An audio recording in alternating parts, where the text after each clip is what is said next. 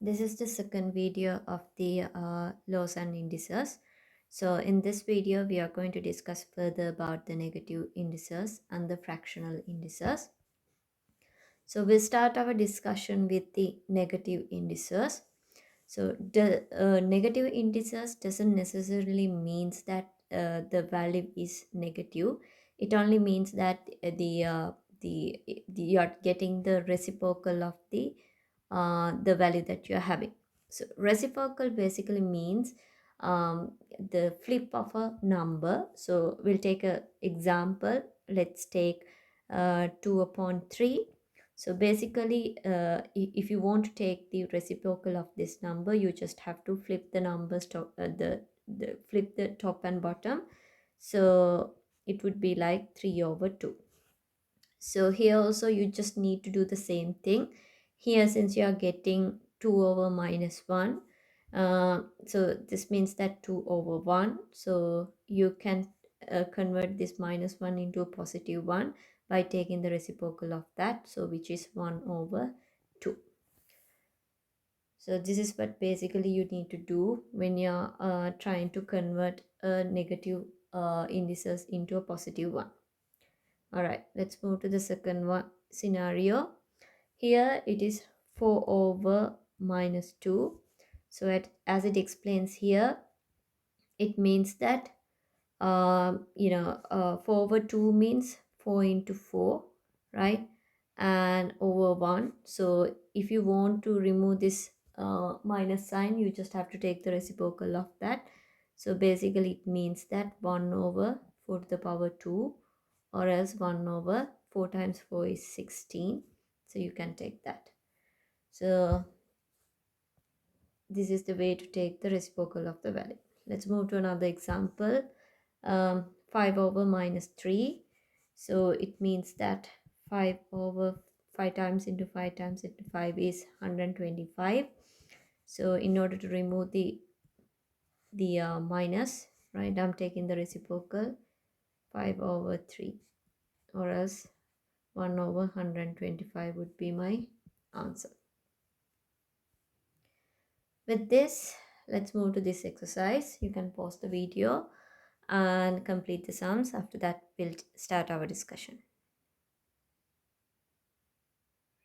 All right. It's 2 to the power minus 4. You just have to take the reciprocal of that. So 1 over 2 to the power 4, which means 1 over 2 into 2 into 2 into 2. 2 into 2, 4. 4 into 2, 8. 8 into 2, 16. Then 5 to the power minus 2. So 1 over 5 to the power 2, which means 5 times 5. And I'm getting my answer as 25. The next time, 4 to the power 3. So 1 over 4 to the power 3. 4 times 4 times 4. So 4 times 4, 16. 6 times 4, 64. And after that, 1 over 7 to the power minus 2, which means 7 to the power 2. It means 7 times 7. And the value would be 49. So these are the values or the answers for the questions. With that, I'm moving to the next part. Calculating the fractional indices.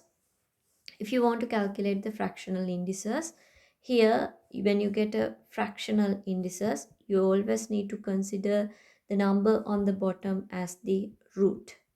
So since here the root is 2, we call it as a square root. So you just basically need to take the square root of the values. So we know that 6 times 6 is 36. So therefore square root of 36 would be 6. And then let's move to 125 over 1 upon 3.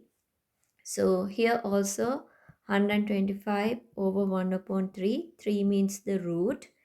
Since you have 3 as your root, so this is a cube root. So when you try to get the root, make sure to get the cube root of this number. And we know that 125 is made out of 5 times 5 times 5. So the root of that is 5. So you're getting 5 as your answer. Right. Again, we had few exercises. You can pause the video and after that we'll discuss the answers.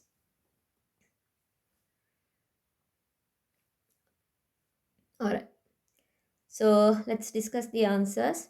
Um, since this is a square root, you have to take the square root of 25, which is 5 times 5. So this root is 5.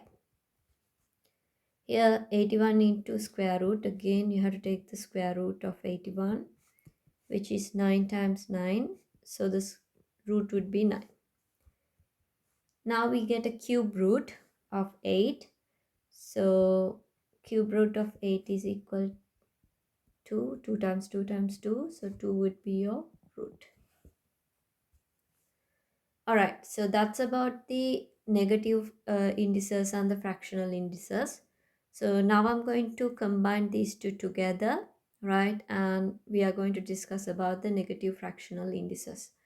So when it comes to negative fractional indices, either you can take the reciprocal of that and remove the negative sign, and after that you can get the root, or else you can first sort out the root, and as the second step you can remove the negative sign. So it's up to you. You can follow whatever the easier method that you have. Now in this answer it is 25 over 1 upon 2. So to make it simple, first of all going to remove the minus sign. So if I need to remove the minus sign, I need to get the reciprocal of that. So I'm getting 1 over 25 is to half. Then after that, as the second step, I'm going to convert uh, the half indices into the root. So which means that 1 upon 5 times 5, which means my root would be 5. So 1 upon 5 would be my answer.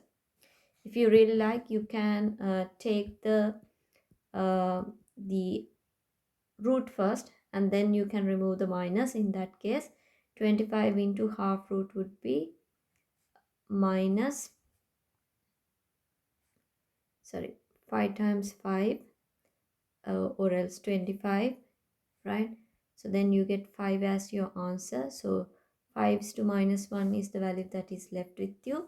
So you can take the reciprocal and convert it into 1 over 5.